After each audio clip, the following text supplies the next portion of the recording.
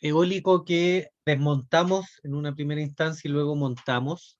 Eólico del tipo marítimo, generador eólico que también vamos a ver en el próximo taller, que vamos a desarmar y vamos a ver un poco más internamente. Estamos en sistema de orientación y control de la góndola.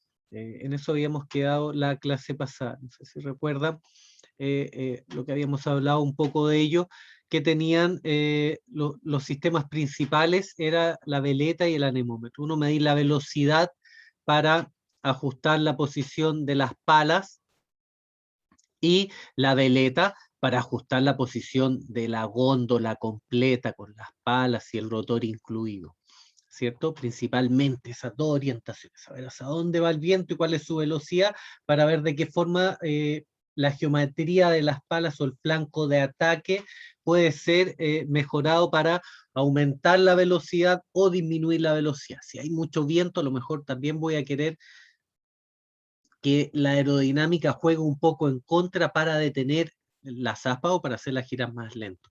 Vimos que uno de los principales sistemas, el principal de frenado de un generador eólico, era la posición de sus palas, ya hablando de generador de eólico de gran escala, por supuesto. Hay otros sistemas en mini eólica que también vamos a ver. Vimos la semana pasada, vimos, no sé si la semana o la antepasada, vimos los que eran basculantes, ¿cierto?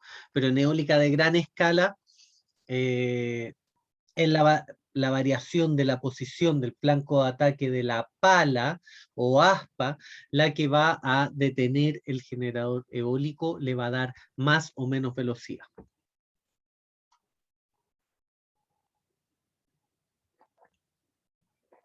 Podemos observar el motor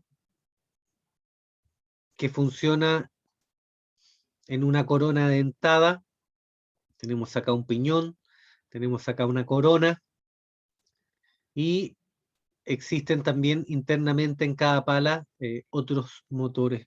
Acá vemos uno, pero pueden ser 4 motores. En las palas también pueden ser hasta 4 motores, ¿ya? A ver qué venía por acá. Control. Ah, mira, muy interesante. Muy interesante. Bueno, vamos de izquierda a derecha. Vamos desde el viento, ¿ya? Grid, mm, fan control, control system, está perfecto, me va haciendo la fórmula completa, la fórmula que incluye la posición de las aspas, la posición de la góndola.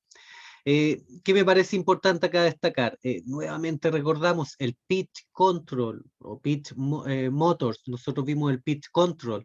¿Se acuerdan del pitch control? El pitch control era un sensor de imán, por lo general de imanes permanentes, el cual va detectando la posición del aspa, ¿ya? Según la velocidad de giro del aspa, va a ir variando la posición según la información del pitch control, va a enviar al pitch motors y va a girar la posición del aspa. Observen que este giro de la posición va a variar el área que va a poner resistencia al flujo de viento, ya que el aspa va a estar enfrentando con una mayor o menor área el flujo que viene frontal de aire. En este caso frontal estaríamos hablando de un sotavento.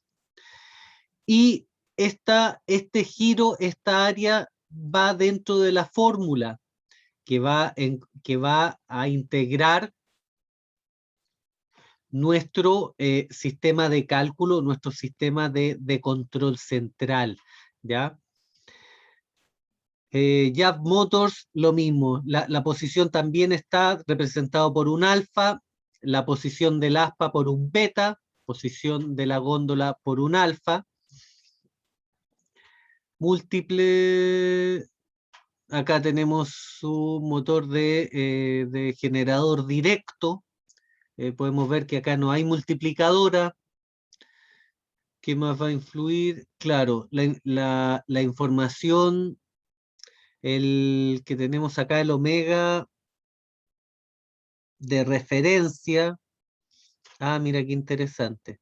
El omega de referencia mira qué interesante. O sea, claro, uno va a ser la posición y otro va a ser el omega de referencia, va a ser el pitch control que vimos anteriormente. ¿Ya? El pitch control va a entregar la posición y el pitch motor con el beta va a mover. Entonces tenemos acá todos sincronizados, tanto la posición de la góndola como la posición de las palas. Y esta información, como yo les contaba anteriormente, también está sincronizada con otros generadores eólicos, ¿ya? Y esta información de los generadores eólicos más la información de mi motor van a ir todos a una central, ¿ya?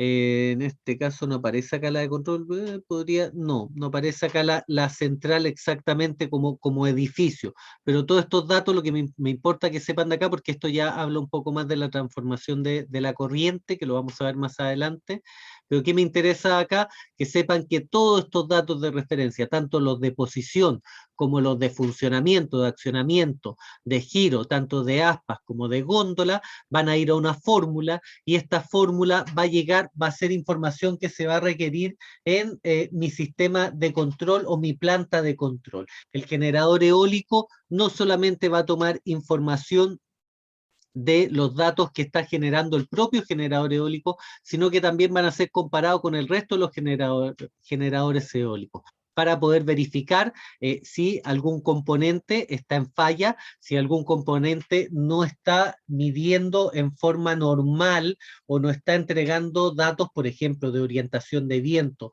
que estén dentro de un margen de similitud con el resto de los generadores eólicos, no tiene por qué ser exactamente igual, pero evidentemente si una veleta me indica que el viento está soplando al noreste y otra veleta me indica que está al norte, ya tenemos 90 grados de giro, ahí por supuesto hay que ver un tema de calibración.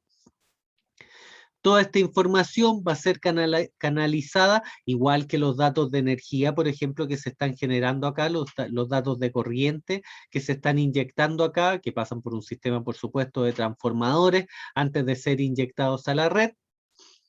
Todos estos datos están dentro de un sistema, ya un sistema de control que hoy en día sí, es controlado, es supervisado por seres humanos, pero es un sistema computacional, ¿ya? O sea, acá yo ni siquiera yo voy a tener que estar verificando uno por uno los generadores eólicos que estén dentro del rango, sino que va a haber un software que va a controlar la totalidad de los generadores eólicos, su información, y en el caso que un generador eólico está entregando alguna información anómala, me va a avisar del funcionamiento anómalo para yo generar algún tipo de procedimiento según la falla que se está detectando.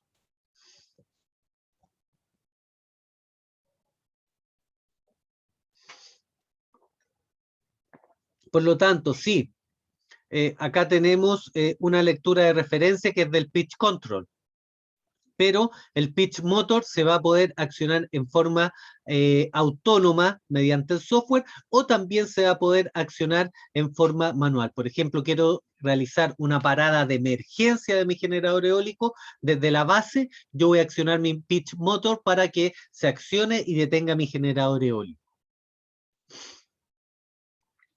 Sistemas de orientación y control de góndola. Control. Las principales funciones del sistema de control son las siguientes. Supervisión. ¿Ya? Procesar la información de los sensores y los compara con niveles de seguridad establecidos. Activa los sistemas de emergencia en caso de error. Lo que estábamos hablando recién. ¿Ya? Exactamente lo que estábamos viendo recién. Conexión del generador. Controla la velocidad de giro del generador y activa las salidas de los controles y tristores para realizar la conexión de la red eléctrica. ¿Ya? O sea, hay un momento en el cual el generador eólico no está generando electricidad, hay un momento en el cual genera electricidad. Entre el momento que no hay electricidad por flujo bajo de viento y entre el que hay velocidad y comienza a funcionar y a inyectar, hay un proceso de conexión y desconexión del generador, que por supuesto tiene que ser calibrado, tiene que ser sincronizado con la energía que está circulando por mis transformadores y que yo estoy inyectando en alta tensión a la red, ¿ya? No solo basta conectar, sino que tengo que sincronizar, ya que recordemos que el generador eólico va a generar en corriente alterna, la corriente alterna tiene una sinusoidal, y esta sinusoidal tiene que ser sincronizada con la sinusoidal del punto donde voy a inyectar esta corriente, ¿ya?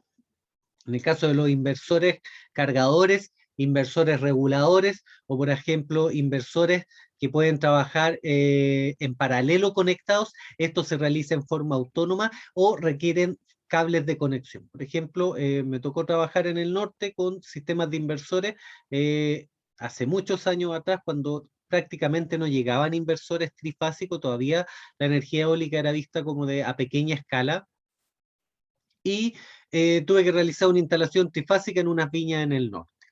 ¿Qué hicimos? Utilizamos 3 inversores monofásicos, pero que se podían conectar entre sí para sincronizarse y funcionar como una sola red trifásica, ¿ya? Acá no era llegar y conectar 3 inversores, sino que tenían que estar sincronizados entre sí.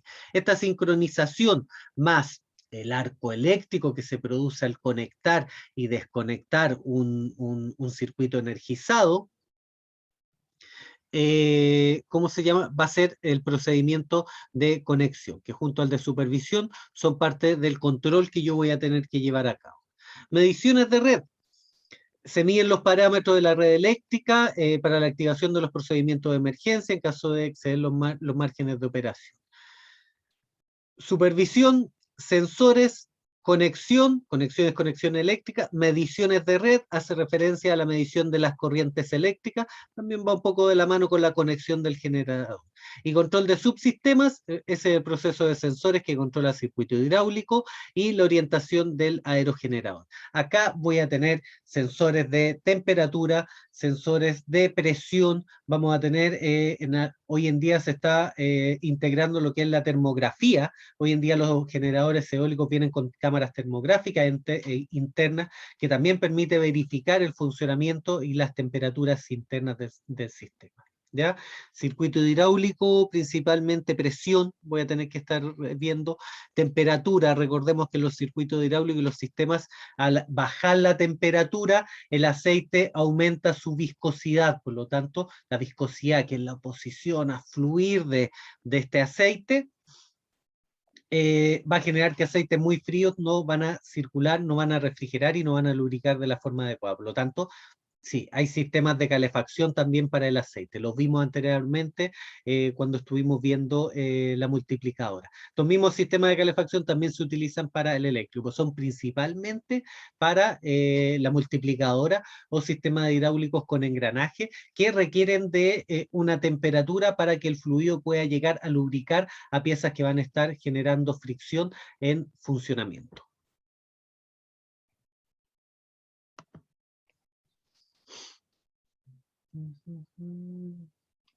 Interfase con el operador, presenta los datos y permite la respuesta del sistema a las órdenes de activación del operador. En la interfase con el operador va a estar en el primer piso, la vamos a ver más adelante, parece que en la imagen que viene, no, un poco más adelante viene, chiquillos, lo vamos a ver, no se preocupen, ¿ya? Entonces, la interfase con el operador va a estar o en la central de control o va a estar en la base de nuestro poste, el fuste. ¿Se acuerdan? El fuste, el poste. En la base voy a tener una interfaz en la cual, por ejemplo, el operador podría detener en forma automática el generador eólico sin ninguna autorización más que la de la propia persona que va a activar el sistema de detención de emergencia, ¿ya? Esta interfase, como les comento, está en la base del generador eólico y está también en la central, perdón, claro, está también en la central de operación, que va a ser donde se van a estar monitoreando todos los generadores eólicos en un solo punto. Medida de la energía, permite medir la totalidad de la energía producida y horas de operación y disponibilidad. ¿ya? La medición de la energía me va a permitir realizar proyecciones del campo, eólico en un futuro. La medición que estoy realizando hoy día y que puedo proyectar a futuro me va a decir si el campo eólico es efectiva, es eficiente, y qué tan eficiente sería, por ejemplo, la ampliación del parque eólico, cuáles son los meses en que se genera más o menos energía, cuáles son los pics de velocidades que se funcionan en el parque, entre otros parámetros. Y comunicación permite entrega de datos y recepción de órdenes de equipos monitorizados del parque. Toda la central, o sea, hablé recién de la cámara termográfica, pero la cámara de videos está. Hay cámaras de video que supervisan cada uno de los generadores eólicos. Hay sistema también por voz. La persona que está realizando la operación, el mantenimiento, por ejemplo, en un generador eólico, tiene conexión directa tanto con la persona que está en la base, que es uno de los puntos de comunicación, y el segundo punto de comunicación que va a ser ¿cómo se llama? Que va a ser ¿cómo se llama? Va a ser el punto de control de la planta o la base de la planta, ¿ya? Dependiendo la planta, van a tener o una base o van a tener una nave, dependiendo la estructura que construyan para supervisar el funcionamiento de la planta. La torre o el fuste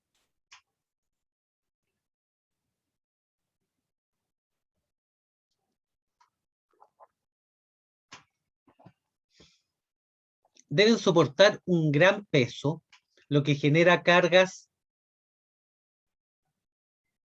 axiales descendentes, producto del peso, pero también tiene que soportar el esfuerzo de flexión sometido por el viento que enfrenta el generador eólico y opone una fuerza sobre las aspas. Por lo tanto, no solo tiene que resistir el peso, sino que también la fuerza que se va a generar por el viento que va a chocar, el viento que va a mover, va a generar el movimiento cinético que va a ser el que va a utilizar para transformar la velocidad del viento en energía eléctrica.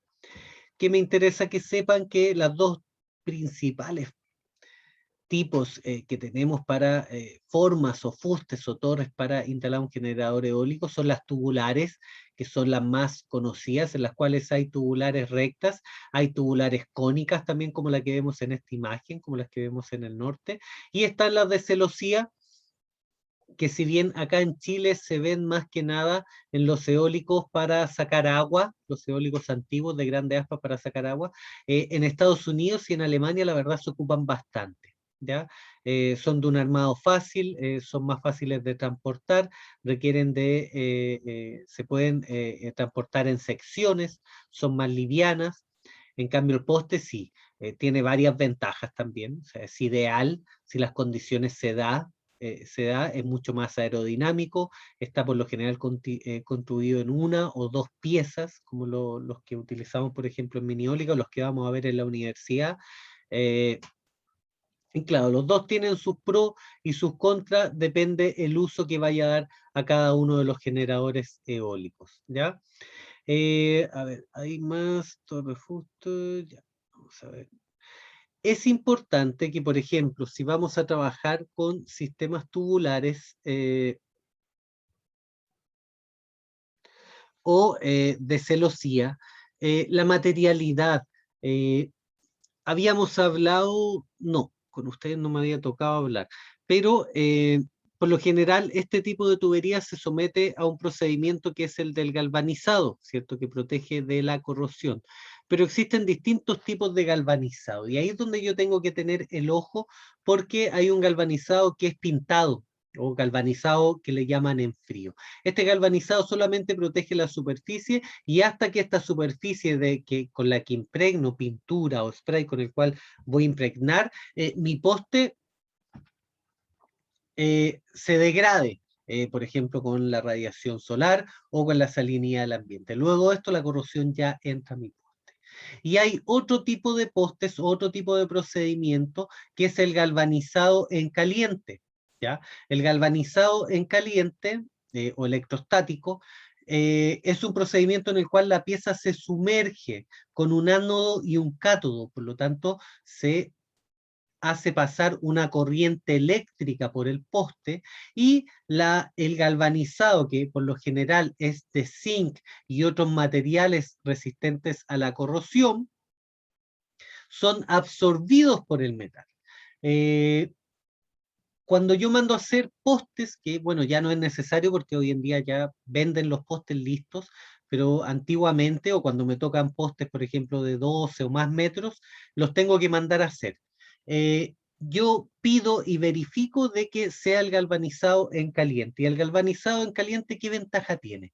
Yo he cortado postes galvanizados en caliente, y el galvanizado o el zinc, que no es lo mismo que el zincado, pero el zinc que absorbe, o el magnesio que absorbe mi poste, llega hasta el centro del metal. Por lo tanto, yo he cortado postes y veo en el centro del poste, por ejemplo, en el caso de estos son tubulares, pero veo que incluso en el centro, en las paredes más internas, ha penetrado el procedimiento de galvanizado, ¿ya? Por lo tanto, es de suma importancia. Si no, van a instalar un poste que a los 2 años o incluso al año ya va a estar oxidado. El galvanizado por pintura, la verdad, no es muy efectivo. ¿Dónde podemos ver el galvanizado? Por ejemplo, en caliente o electrostático, las planchas de zinc. Las planchas de zinc tienen un procedimiento de galvanizado mucho más potente. O, por ejemplo, la tecnología que están utilizando hoy en día, que trabaja la empresa Cintac en Santiago, que realizan estructuras para parques fotovoltaicos, que son en estructuras similares al Metalcom, ¿ya? Pero son estructuras mecanos bueno, una de las empresas es Cintac, que son líderes en acero, pero hay otras empresas que también venden estas estructuras, que no son de aluminio, pero son de acero galvanizado, ¿ya? No tiene la misma durabilidad que el aluminio, pero están galvanizados en caliente. Por lo tanto, estas estructuras no se van a oxidar al año, sino que van a durar una mayor cantidad de tiempo, porque el procedimiento del galvanizado es el adecuado. Y eso no se da en todas las piezas, y vamos a ver cuando veamos el mantenimiento. Les voy a mostrar un video donde podemos observar, por ejemplo, uniones en postes, por ejemplo, estos mismos postes, uniones donde soldaduras se han realizado posterior al galvanizado, y estas soldaduras son los puntos débiles donde se va la oxidación, y el resto del poste que ha sido pasado por este procedimiento de galvanizado en caliente. Van a ver que en el caso de acá tengo el poste que se va a ver, es un poste de un eólico que estuvo funcionando entre 6 y 7 años. Y el poste, salvo por las uniones o por los flanches o piezas que se agregaron posterior al galvanizado del poste, no tiene óxido, salvo en estas zonas que acabo de comentar. ¿Ya? Lo vamos a ver en mantenimiento. Torres de celosía, ¿ya? Son del tipo mecano, son perfiles que permiten el armado y el transporte de las piezas mucho más eficiente que el transporte de una torre, por ejemplo. No sé si han visto cuando transportan las torres para los eólicos del norte, que es un camión que está la parte del motor, el choco que le llaman, y no sé, 50 metros más atrás tiene la otra base, y están llevando una sección de un poste de un generador eólico para el norte. Y tienen que parar el tránsito, habilitar una sola vía. El transporte es bastante complejo. Sí, en cuanto a aerodinámica son excelentes, en cuanto a resistencia, la resistencia de la estructura circular o tubular tiene la mayor resistencia en el mundo. ¿Ya? Luego vienen los triángulos, luego vienen los cuadrados, y a lo mejor se lo van a ver en energía eólica. Entonces, sí, tiene varios plus, pero el transporte es uno de los grandes detalles que tiene. Perdón. El mantenimiento de una torre del tipo de celosía va a ser mayor que el de la torre tubular, ya que si es del tipo mecano, tiene una serie de pernos, los cuales tienen que ser constantemente revisados y reapretados en un procedimiento de mantenimiento que, dependiendo del tamaño de la torre de celosía, claro, puede ser bastante importante.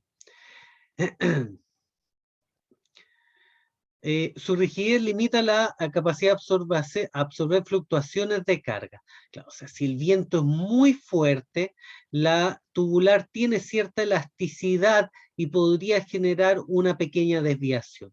Este tipo de estructura mecano, al ser tan rígidas, al llegar a generar una desviación, esta generaría que sobrepasaría el límite de tenacidad que tiene la estructura y se fracturaría o se quebraría en una de las zonas, ¿ya? Por lo tanto, sí, es un poco menos flexible, ¿ya? Presenta una accesibilidad compleja para el acceso a las góndolas. En este caso hay unas que son con ascensor, no hay problema, pero en el caso de esta que es con escalerilla, que acá se ve donde estoy pasando el mouse, la escalerilla, claro. O sea, llegar a la góndola arriba es como subir una antena de telecomunicación. ¿Ya? Se ven en Estados Unidos, se ven en Alemania, he visto varias, pero claro, han sido reemplazadas hoy en día por los tubulares, que es más eficiente. Un poco más difícil de transportar, pero más eficiente en el resto de los aspectos, ¿ya? En mini eólica también están las celosías, ¿ya? Y estas celosías van, en el caso de ser celosías más pequeñas, al igual que las antenas de telecomunicaciones, van a ir con tensores, con tirantes similares a los que tiene el generador eólico que estamos viendo en la universidad. ¿Ya?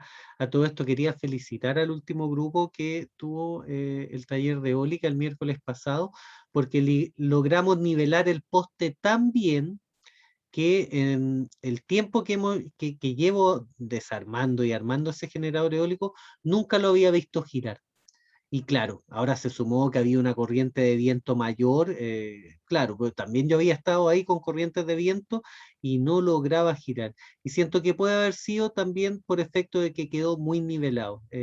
Los dos grupos con los que realizamos el taller la semana pasada, la verdad, realizaron un trabajo impecable. De hecho, uno de los grupos terminamos prácticamente una hora antes de salir de clase, el segundo grupo. Por lo tanto, quedé contento, ¿ya? El taller que viene va a ser es un poco más largo porque tenemos que conectar, vamos a seguir armando tableros, los que están conmigo en fotovoltaica, en eólica también vamos a armar tableros de corriente continua y de corriente alterna, por lo tanto vamos a seguir armando tableros hasta que todos sean especialistas en armar tableros, ¿ya? Son utilizadas en instalaciones de pequeña potencia, fáciles de transportar, lo que habíamos hablado, tiene un costo de construcción menor de otros sistemas, por supuesto. O sea, el costo de esta torre es mucho menor al de una tubular, ¿ya? Torre tubular. Existen cónicas o existen rectas. Acá a mano izquierda tenemos a mano derecha arriba una recta, pero la gran mayoría son cónicas o tienen base cónica.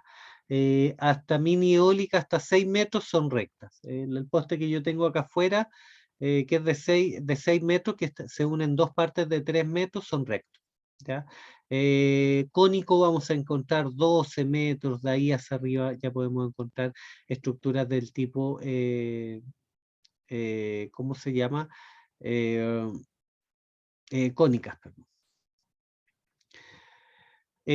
Lo más utilizado es mediana y alta potencia, aunque en mini eólica hoy día todos los postes vienen tubulares, todos los postes que vienen de China. Como les comentaba, habían rectas, hay cónicas y hay mixtas. Hay también rectas hasta la mitad de la altura y cónica en una media altura menor. ¿Ya? Procedimientos.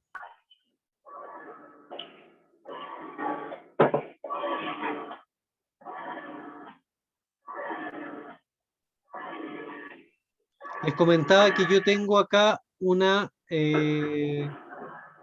poste que se une en dos tramos, ¿ya? En dos tramos de 3 metros y hacen uno de 6 metros. En Valparaíso mandé a fabricar un poste que era de 12 metros y se unía en dos tramos de 6 metros. Y a la vez tenía que tener un flanche de conector con una estructura. Eh, no hay una única forma o una única configuración. O sea, esto va a depender del sistema con el que estemos trabajando. En este caso, podemos observar acá los pernos van con una golilla, Golilla, esta no sé si es no se alcanza a ver si es de presión o plana, pero tiene un sistema de apriete. Y además, todos tienen que ser, se tiene que utilizar travaperno para evitar de que se suelten por vibraciones, y acá no lo observamos porque seguramente está recién instalado, pero cuando veamos mantenimiento vamos a darnos cuenta de que cada vez que yo aprieto una tuerca, tengo que generar una marca en esta tuerca, y se utilizan pinturas para ir marcando y así evitar de que alguna de las tuercas no quede con el torque adecuado. ¿Ya? El procedimiento, sí, tenemos grandes grúas que realizan los movimientos de grandes pesos, pero sigue siendo la calibración más fina realizada por el ser humano, tanto la calibración para encajar como la postura de los cuernos internos. O sea, todavía la máquina acá no entra, todavía se necesita mucho el ser humano para las instalaciones de este parque. Y ojo, vi un folleto hace poco que estaban solicitando a gente, bueno, lo vi hace 5 meses, pero que estaban solicitando gente para no aún, pero que estaban pidiendo currículum para la instalación de un parque eólico que va a ser el primero de la quinta región, acá en Laguna Verde. Si a alguno le interesa, para que busque información. Y hay un alumno que está con Cassandra, está con el micrófono encendido. Súper bien. Ahí sí. Ya, lo que les comentaba, acá abajito, miren, este botón rojo, esta es la parada de emergencia. Esta es la que les comentaba de parada de emergencia. Este gabinete control, podemos ir viendo, transformador de alta tensión, el primero, bueno, en el caso de que estén dentro de la torre, o sea, estos también pueden estar externos a la torre. Entonces, acá tenemos transformador de alta tensión, fíjense que son similares a los que estamos trabajando, los que se trabajan externamente, a las famosas mochilas o transformadores que vemos arriba de los postes. El segundo es armario de ground, eh, que conecta con la tierra del el generador el eólico. Se requiere de una gran tierra. Recordemos que la corriente alterna aterriza a tierra, por lo tanto, para circular acá corriente alterna, la potencia de megawatt, o sea, imagínense cómo se tiene que derivar a tierra. Recordemos que la corriente alterna va de una fase a un neutro, y el neutro es una tierra, ¿ya? Es un ground, una tierra de servicio que se llama. ¿Ya? No es la tierra de seguridad que conocemos con el cable verde y que va en el centro del enchufe, sino que es la tierra que aterriza a tierra, pero es la misma tierra, o sea, es el mismo ground, toda es la misma tierra. 3 puertas, además. 4 escaleras de acceso, aerogenerador. 5 fosos de cimentación, en el caso de que tengan, no todos lo tienen. Celdas de maniobra en el número 6. Debemos tener los cascos seguramente, algunos controles. 7, elevador de servicio, en el caso de que tenga elevador. Si no tiene elevador, son con escalera. La mayoría son con escalera, salvo los más altos. 8, plataforma transformador, plataforma intermedia. ¿Dónde está esto? Ya, una plataforma, mucho más lo que dice. Escalera de servicio con línea de anclaje rígida.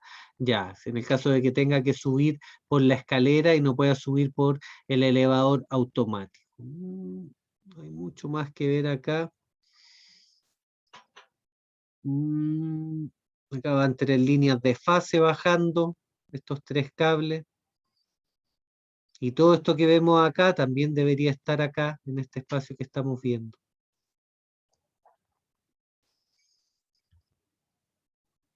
Ah, buenísimo. Las torres, acá vemos el transporte de las torres. ¿Se acuerdan que les decía esto? Bueno, yo lo he visto incluso acá en Concón, he visto cuando llegan postes o cosas así por el puerto de Valparaíso y se los llevan. Me ha tocado ver acá. Pero observen el tamaño de los postes, el tamaño de la logística para trasladar los postes. Y algo de la torre...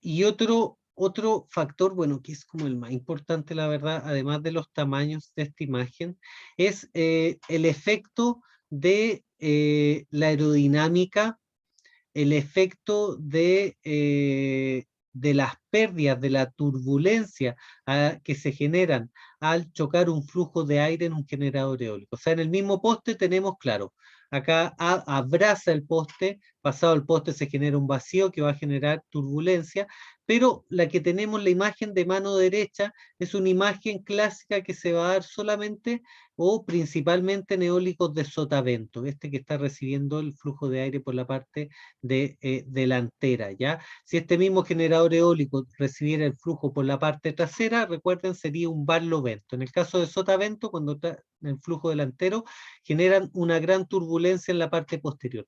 Esta turbulencia no es de tanta dificultad o no genera grandes pérdidas en el generador eólico, pero sí generaría pérdidas en los eólicos que van a estar instalados en la parte posterior.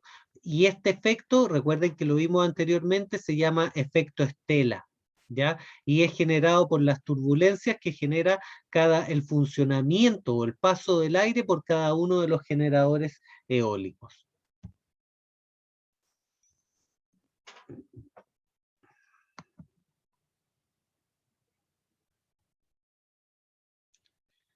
Cassandra, sí, se subirán al aula los PPTs también. Alumnos, ¿cómo estamos con la hora? Estamos bien para eso, ¿no?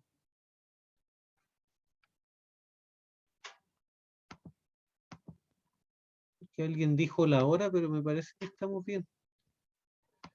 A ver, denme un segundo, chiquillos.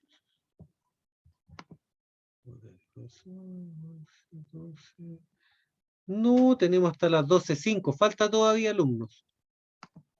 Vamos que se puede. Ya. La torre de fuste, los tensores. ¿Cómo vamos a parar un generador? ¿Cómo vamos a elevar un generador eólico? Vamos a realizar este procedimiento en la universidad con uno de mini eólica, con elevación manual, pero en algunos casos también voy a requerir de un vehículo o de un pivote o punto de apoyo para poder elevar el generador eólico cuando son de mayor tamaño. O incluso voy a necesitar ¿cómo se llama? Una grúa para elevar el generador eólico. Yo les mostré un video en el cual elevamos un eólico de 12 metros en Valparaíso, no porque quisiéramos hacerlo en forma manual, sino que porque el lugar donde se iba a instalar el eólico no tenía acceso a ningún tipo de maquinaria y había que meter retroexcavadora solo para que entrara una maquinaria. Por lo tanto, ahí la inversión, claro, salía del rango que teníamos nosotros considerado. Por lo tanto, se tuvo que realizar la estrategia y la maniobra para realizar la elevación del generador eólico en forma manual. El ideal es que cuando sean de gran tamaño, chicos, no nos ahorremos algo de dinero, claro, a lo mejor no les va a tocar, a no ser que alguno se dedique 100% a la eólica. La verdad que la eólica hasta hoy en día nos sale mucho acá en Chile a nivel domiciliario, pero sí en eólica a gran escala. Pero si a nivel domiciliario les toca elevar un generador de gran tamaño, háganse asesorar, armen grupo de andamio, elévenlo con un vehículo, ¿ya? No estoy hablando de un camión o una grúa, se pueden elevar también con una camioneta. De hecho, por ahí tengo el manual de el eólico que tengo acá en la casa, que es un Boreas, y claro, viene un manual en el cual explican de que para levantarlo se requiere de un vehículo. Claro, este eólico es mucho más pesado y es mucho más grande que los eólicos que tenemos en la universidad. Por lo tanto, la maniobra y la logística también tiene que ser mayor.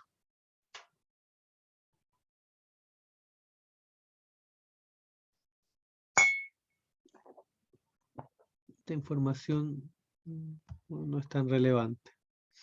Esto sí que sí. Porque lo que es la cimentación, la base donde va a ir instalado el generador eólico, es vital. O sea, la fuerza, la tracción que está generando acá el generador eólico con el viento, al igual como ¿cómo se llama? Uno de estas flores, de estos remolinos que uno sopla y gira, y si hay mucho viento, pueden salir volando. Asimismo, un generador eólico todo el tiempo quiere salir volando. Por lo tanto, la tracción a la cual está sometida esta estructura es altísima. Esto que vemos acá, en el cual tenemos concreto que concreto viene a ser una mezcla de cemento, arena y gravilla, más una estructura metálica, es lo que llamamos hoy en día concreto armado. ¿Ya? Concreto, cemento, piedra, gravilla, arena, estructura metálica, hormigón armado.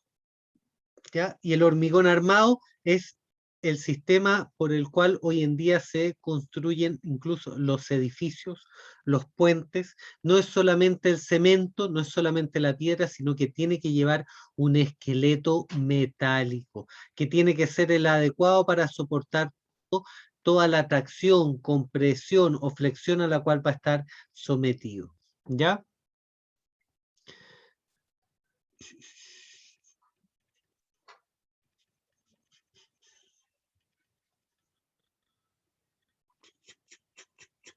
Esto que tenemos acá es una grúa, un camión, sí.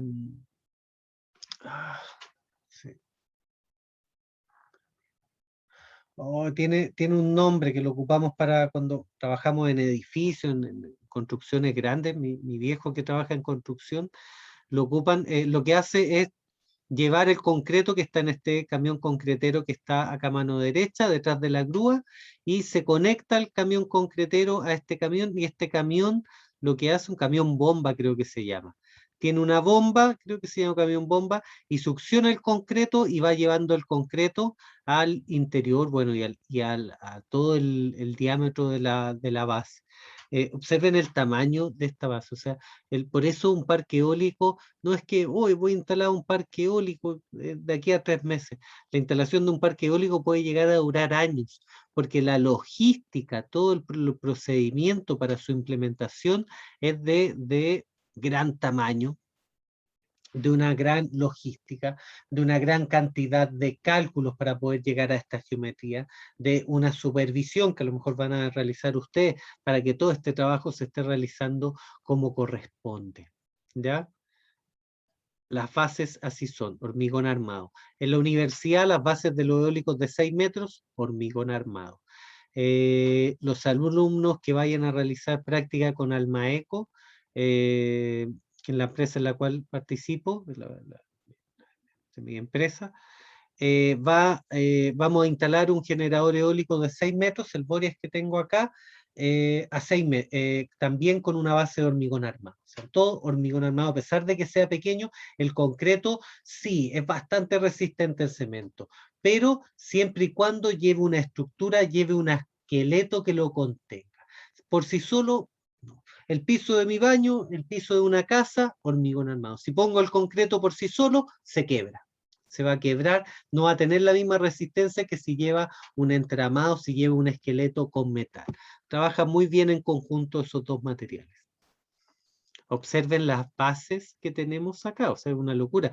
Y bueno, la tarea de realizar estos esqueletos, estas obras de arte en metal, es de un oficio que se llama los enfierradores. Todos estos viejos que están acá son enfierradores y realizan verdaderas obras de arte con metal. Me ha tocado a veces en industrias de alimentos que ha tenido que realizar, construir mi papá, unas bases, no sé, 1000 metros cuadrados de concreto. Y ahí tenía viejos que están día y noche realizando el entramado, este esqueleto, esta tela de araña con metal que por supuesto van amarrados, van unidos entre sí, utilizan piezas especiales para doblar los fierros. Por ejemplo, para doblar un fierro no lo hacen con la mano. Algunos viejos se hacen una famosa machina o una máquina para hacerlo, pero la herramienta que se utiliza es una tifa.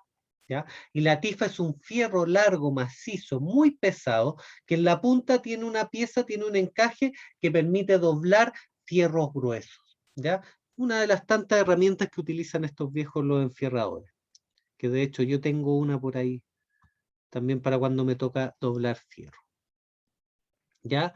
Seguimos cimentación, concreto, acá están poniendo van por parte, no pueden hacer el esqueleto completo y rellenarlo con concreto de una vez. El hormigón armado, esto que tenemos acá, miren, en ninguna parte lo pudimos ver, no se ve, pero tiene que ser vibrado también el concreto. ¿Ya? ¿Qué quiere decir que tiene que ser vibrado? Que se somete a un vibrador, que es un equipo grande con el que se trabaja, que puede ser eléctrico, puede ser a benzina, y este vibrador va a someter a una vibración la mezcla ya en la estructura de fierro. Esta vibración va a permitir que el concreto llegue a lugares donde a lo mejor por ser tan espeso, tan denso, no llega de forma fácil, entonces lo va a vibrar y va a permitir de que quede más homogéneo. El vibrado del concreto también va a ayudar a que quede más homogénea la mezcla, o sea que la piedra, la arena y el cemento queden distribuidos en forma más uniformes. No se puede vibrar demasiado porque si se vibra demasiado, todas las piedras y los componentes más pesados se van a ir depositando en el fondo. El vibrado también requiere una calibración y de una persona especialista en realizar este procedimiento del concreto para la confección de nuestras bases, de nuestras cimentaciones. Ah, mira, esto está bueno.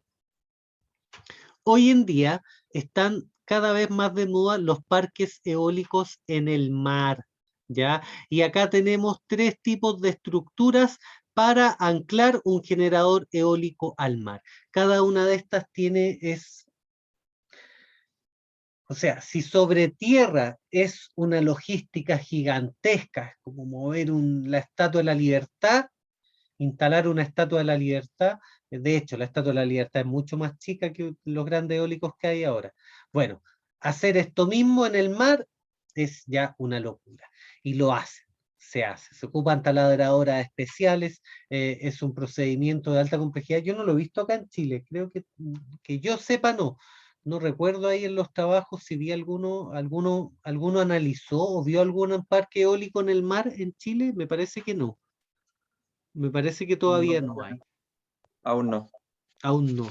Y requieren una infraestructura, una logística, pero gigantesca. De que se puede hacer, se puede hacer. Y se logra un flujo mucho más ordenado. Recordemos que la rugosidad del agua es prácticamente cero, por lo tanto, voy a obtener una eficiencia mucho mayor en la captación de la energía.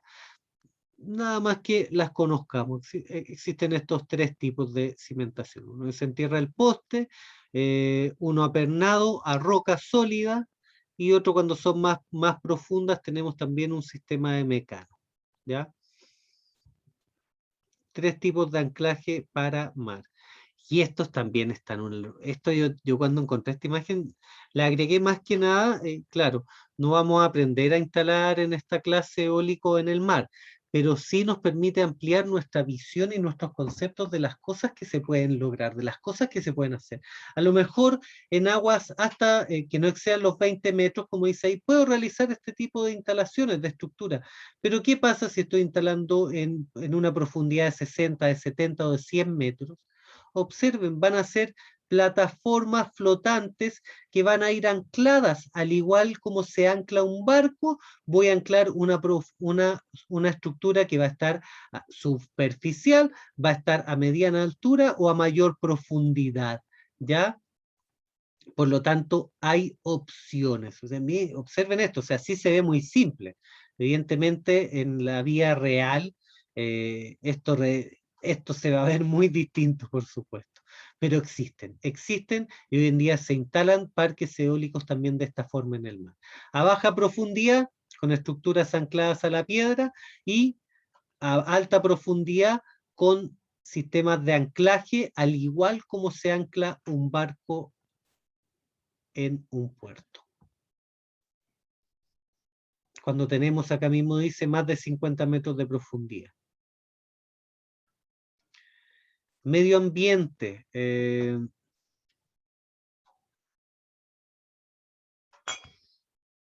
Bueno, acá hay una tabla de decibeles que hace referencia, claro, esto va a depender del tipo de generador eólico, va a variar un poco.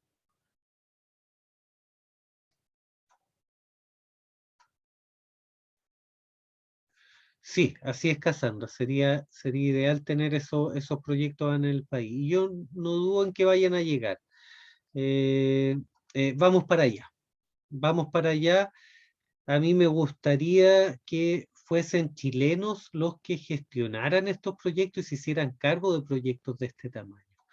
Eh, Es una locura, pero hay hartos locos acá en el país. Yo creo que mucha gente capaz de enfrentarse a este tipo de desafíos. Oye, que me choca esta imagen ahí con los pajaritos. Sí, sí, efectivamente se ha detectado que hay algunas zonas en las cuales los generadores eólicos sí matan a algunos pajaritos, y más que matar pajaritos por un tema de que choquen con las aspas, se aturden también por el nivel de ruido que se genera en un parque eólico. Estamos hablando, por ejemplo, a 18 kilómetros por hora, ya tenemos más de 100 decibeles, que está fuera del rango que apropiado para nuestros oídos. ¿Ya? Y estamos hablando con 18 kilómetros por hora. Aquí podemos ver el ruido a distintas distancias. Ahora, claro, 400 metros, 36 decibeles. Tengo una diapositivas especiales que vamos a ver más adelante, en las cuales hay un estudio eólico y cómo afecta a la salud y cuáles son las distancias mínimas.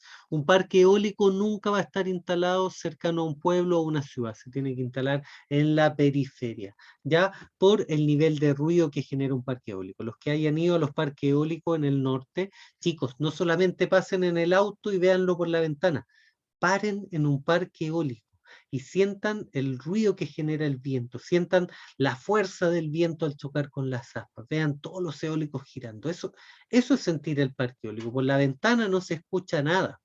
Hay que estar ahí para sentirlo. Y tanto yendo hacia La Serena como viniendo de vuelta, hay parques que tienen acceso para el vehículo, en los cuales yo puedo ingresar a la planta y puedo estar ahí cerquita de los generadores eólicos para sentir cómo se sienten estos parques gigantescos, hasta con más de 100 eólicos, ¿ya? Habíamos hablado que el giro de las aspas, estábamos hablando, iba por ahí, hablábamos de 30 RPM hasta 50 RPM. ¿Esto qué quiere decir? Que incluso menos, 30 RPM. O sea que el giro de las aspas tampoco es tan rápido como para alcanzar un ave. A diferencia de los parques eólicos de menor escala. Sí se da, pero ¿qué es lo que dice en el estudio? Que lo vamos a ver también si nos da el tiempo, es que parte del efecto de que las aves choquen o choquen con los postes o choquen con las aspas, más de que sea la velocidad del giro del generador eólico, es el ruido que emiten, que aturden y desorienta a las aves. Por lo tanto, el ave puede ser ella misma que choque con el poste, producto del sonido del parque eólico. Hay estudios que avalan, que van a entregar más información. A mí me interesa que sepan que sí es un tema que influye tanto el sonido como la velocidad, y que si bien existen aves que pueden chocar, se pueden desorientar, no quiero bajarle el perfil, pero es mucho menos de los peces que mata una termoeléctrica, o es mucho menos de que el daño que está generando el tratamiento de aguas que tenemos acá en el Aconcagua, que ya prácticamente no tiene agua el Aconcagua. O sea, sí, genera un efecto que se puede empezar a controlar. Por ahí vi que estaban utilizando drones para ahuyentar las aves de los parques eólicos. Se está trabajando en no utilizar rutas de aves en la instalación de los parques eólicos. Se está realizando un trabajo. Pero hay otras cosas que para mí creo que son más urgentes y están matando mucho más pajaritos que los generadores eólicos. ¿Ya? Incendio, vamos a mostrar por ahí. Acá vemos un rayo, o sea, ¿por qué el generador eólico? Disculpe. Sí, es que hablando de eso, en Quintay se iba a poner un parque eólico y fue cancelado por esa fue la razón que dieron, y la otra es que igual es cerca al pueblo. O sea, no tan cerca, pero igual estaba, sí, igual se podría decir que sí. Y lo cancelaron, de hecho. Pero ese es el mismo que yo les dije de generador eólico, Quintay o Laguna Verde. Se llama Monte Curaumilla, pero está mucho más cerca de Laguna Verde que de Quintay. Está al medio, digamos que al medio, en el camino que hay entre Quintay y Laguna Verde. Yo no tenía esa información. Yo hace 5 meses acá estaban repartiendo folletos del parque eólico que solicitaban a gente, que decían que le iban a dar trabajo a, no sé, a 1000 y tantas personas en Laguna Verde. No sabía que se había cancelado. Sí, no, sí, de hecho el alcalde tuvo una reunión con la gente de Quintay y ¿Ya? le dieron como el no rotundo al proyecto. así como, pero fue como hace quizás ya un año, más o menos atrás. Entonces, no sé ese parque eólico dónde se Quizás va lo a mover igual. retomaron, porque yo hace menos de un año yo viajé, fui al lugar de la instalación y tienen unas antenas de 100 metros instaladas con sensores de velocidad a distintas alturas, que es el procedimiento previo a instalar el parque. Voy a averiguar un poco, si puede averiguar usted, está ideal. Sí, voy a estar averiguando, profe.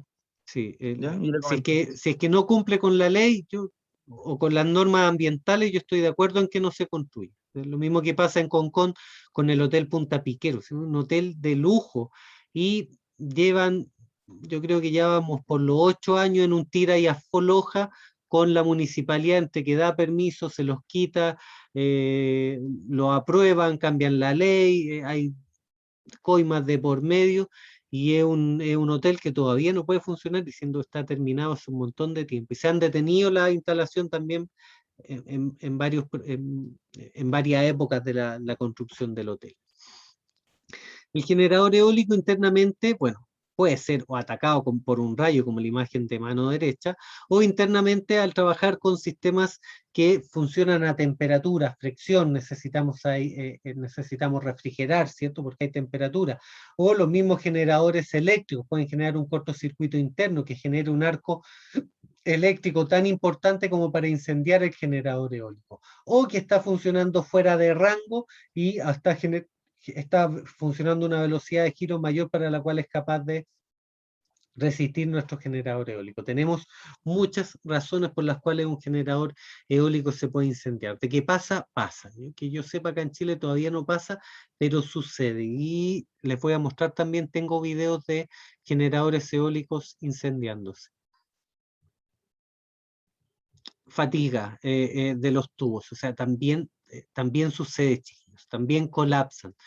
No son imágenes que se ven mucho, son imágenes un poco más rebuscadas, pero existen. Un generador eólico que no tiene el mantenimiento adecuado, que no está trabajando en los rangos adecuados para su buen funcionamiento, se puede destrozar. Acá podemos ver, este tiene aspas de fibra de vidrio. Esta es fibra de vidrio lo que tenemos. Y vean cómo colapsan los tubos, como si fueran una lata, a pesar de que es un tubo que a lo mejor tiene 10 milímetros de espesor la pared, como si uno tomara una lata y la comprimiera, para que vean a los efectos también que se pueden someter un generador eólico. Principalmente el poste es el que se está fatigando acá en estas imágenes. Y eso Profe, sería en cuanto a los componentes. Alumnos, consultas de lo que hemos visto hasta el momento. yo tengo una. Lo que pasa es que he visto un documental que uno de los problemas que están dejando los aerogeneradores es que el tema de la aspa, que después que obviamente cumplen su tiempo de vida útil, el problema era el reciclaje de ello porque no se Mm, podía. no, Era muy complejo reciclar. Ahí había una empresa española que recién estaba, ¿cómo se llama esto?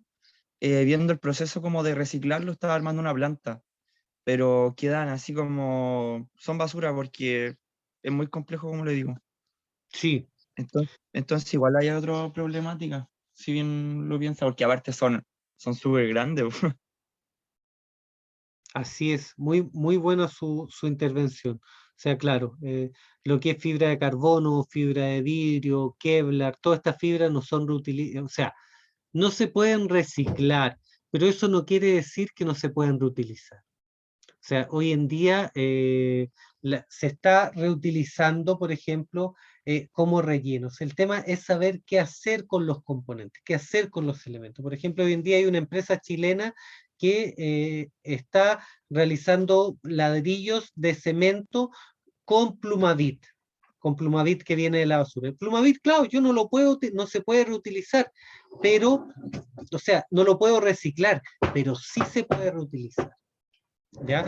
En el caso de ¿cómo se llama? ¿Cómo se llama que me está? En el caso de las aspas, a lo mejor, claro, no las puedo reciclar, pero ¿qué pasa si ese material me sirve como relleno para las cimentaciones de otros parques eólicos? Acá el tema es más que nada no tener la capacidad de saber qué hacer con los elementos, pero material hay mucho. Viví en una casa en Los Pinos, en Concón, en la cual los muros estaban construidos con botellas plásticas, con botellas de cerveza, con cable eléctrico. Todo el interior, el relleno del muro era basura, que normalmente se ocupa ahora como basura, y por fuera y por dentro revestido en barro.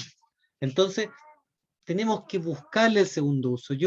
Si es que hay una empresa, yo no sé qué hacía la empresa con la fibra de vidrio, fibra de carbono, a lo mejor la trituraban o la llevaban a tamaños más pequeños y esos pedazos lo ocupaban como material base para un segundo material. ¿Recuerda usted qué hacían con esas fibras? Porque no se pueden reciclar, pero a lo mejor las reutilizaban. Profe, había una empresa que estaba viendo hace poco una cuestión que pescaba botellas, cuestión así, las molía, bien molía y hacía mochilas. Era súper raro, Mochilas. mochilas. No entendí bien cómo se hacía, pero como que las Wow. botellas la llevaban a un Claro, punto y no lo tan... reciclaba, pero lo reutilizaba. Sí. Wow. O sea, igual lo que creo es que como lo eólico no es algo tan grande hoy en día como se podría llegar a ser, aún no es rentable para la empresa pensar cómo reciclar esas cuestiones. Exacto. La, Sí, sí, toda la razón.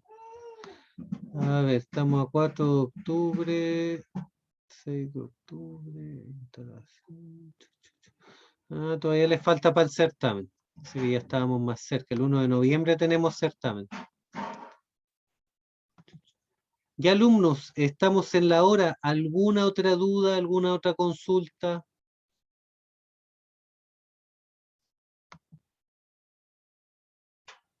Estamos bien, profe. Todo bien, profe. Perfecto. Ya, chiquillos, nos vemos entonces la próxima semana y con algunos nos vemos mañana y pasado. Que tengan una excelente semana. Chao, Chao, chao. profe, Profe, gracias. igual, que Chao, esté profe, bien. cuídese. Buena semana igualmente. Chao, profe, nos vemos. Ya, profe.